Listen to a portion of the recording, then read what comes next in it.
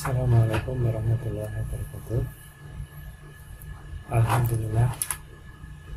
Innal hamdalillah wa nasta'inuhu wa nastaghfiruh wa na'udzu billahi min shururi anfusina wa min sayyiati a'malina. May yahdihillahu fala mudilla lahu wa may yudlil fala hadiya lahu. Asyhadu an la ilaha illallah wahdahu la syarika lahu lahul mulku wa lahul hamdu yuhyi wa yumiitu wa huwa ala kulli syai'in qadir. Allahumma sholli wa sallim wa barik ala mursalin wal anbiya'i wal malaikati wal mu'minin. Saudaraku semua yang dirahmati Allah, mari coba kita lanjutkan perenungan kita tentang penciptaan manusia. Apa yang membedakan penciptaan manusia dibanding makhluk yang lainnya? Nah, pada bagian keempat ini kita melanjutkan bahwa ketika manusia tidak mempergunakan apa yang Allah berikan pada kita di part yang ketiga kemarin, maka kita lebih buruk dari binatang. Nah, apa yang diberikan kepada kita yang tidak diberikan kepada yang lain, makhluk yang lain, yaitu di Quran surat 32 ayat 9. Kemudian dia menyempurnakan dan meniupkan ke dalamnya ruh Allah, ruhnya, ruhku, dan dia menjadikan kamu pendengaran, penglihatan, dan hati, tetapi kamu sedikit sekali bersyukur. Nah, di sini pendengaran, penglihatan, dan hati ini tidak melekat kepada pendengaran, penglihatan secara fisik jasmani, tetapi lebih kepada Allah memberikan kekuatan spiritual, yaitu, nah nanti kalau kita lanjutkan lagi tentang bab penciptaan manusia, Allah memberikan manusia alam baka dan rohani.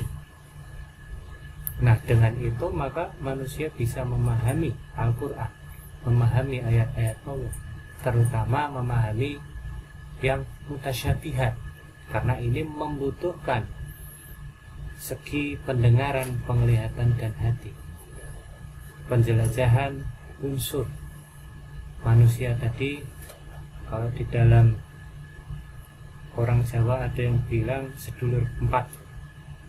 Nah, kalau di Rasulullah menjelaskan itu ada nafsu amarah, nafsu lawamah, nafsu sawiyah, dan nafsu mutmainnah. Maka kita harus mengenal dan menggunakannya sehingga kita bisa memahami ayat-ayat Allah yang mutasyabihat, tentu dengan izin Allah. Kita mohon pada Allah sehingga kita bisa mengikuti ajaran para rasul terdahulu, terutama ajaran Al-Quran yang dibawa oleh Rasulullah Muhammad. Nah, Allah memberitahukan apa sih tujuannya agar kita menjadi hamba Allah yang bersyukur. Apakah kita menjadi seorang profesor menemukan banyak Nobel dunia? Bukan. Tetapi di sini adalah untuk mempelajari Al-Quran, untuk menjalankan amanah sebagai seorang khalifah. Al-Quran adalah petunjuk kehidupan baik di dunia, terutama akhirat, sehingga kita bisa kembali ke akhirat, karena pada dasarnya dunia ini adalah tempat transit sementara. Maka kita harus menemukan jalan pulang. Jangan sampai kita tersesat. Maka kita harus bisa mempelajari dengan sungguh-sungguh. Sebaik-baiknya orang di antara kalian adalah yang belajar Al-Quran dan mengajarkan. Bagaimana mengajarkannya ini? Apakah kita fokus ke orang lain? Nah, kalau kita memahami secara muhammad, maka kita akan fokus ke orang lain. Nah, kita harus menggabungkan hadis ini dengan ayat-ayat Al-Quran yang lain. Misalkan di Quran surat 2 ayat 44. Maka Allah memerintahkan.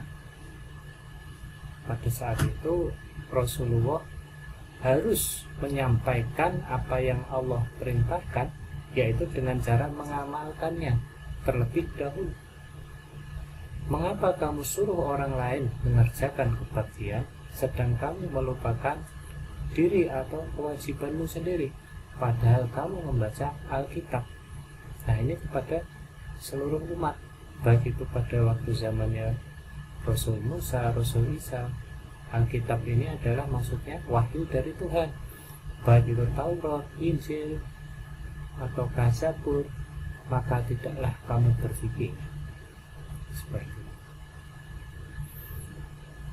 Nah, maka kita harus sungguh-sungguh mendalami ayat per ayat dan mohon pada Allah agar kita diberikan kekuatan untuk memahami yang benar menurut pandangan dan mengamalkan Al-Quran itu sesuai dengan pandangan Allah.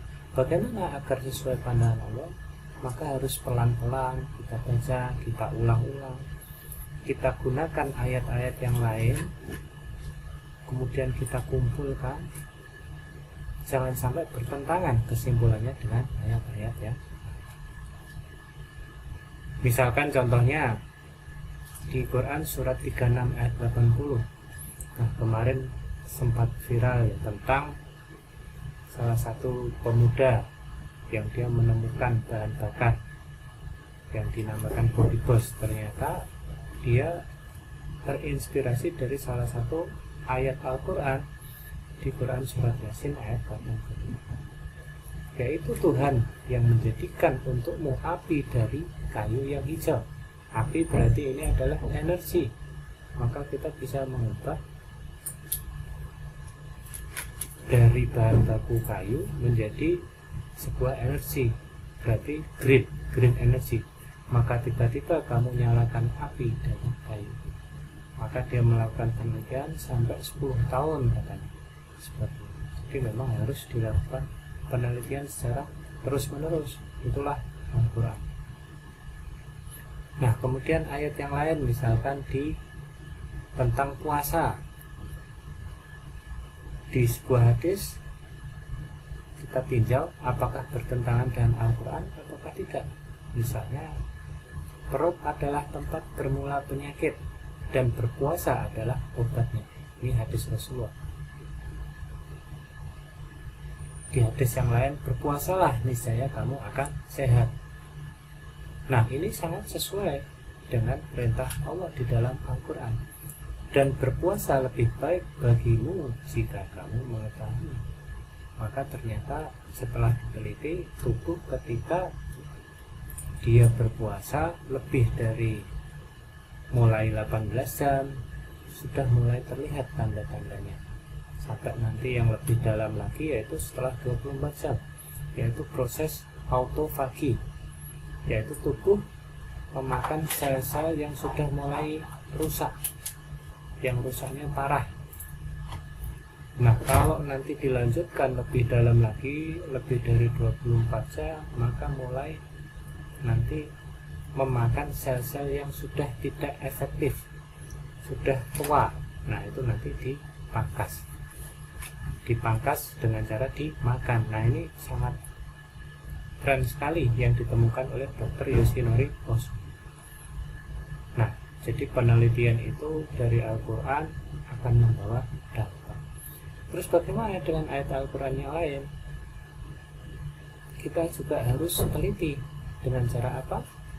Dengan cara menggunakan hati kita, pendengaran, penglihatan, dan hati, terutama untuk memahami ayat-ayat yang mutasyabihat. Nah, di sini, wahai jamaah jin dan manusia, jika kamu sanggup menembus melintasi penjuru langit dan bumi, maka lintasilah.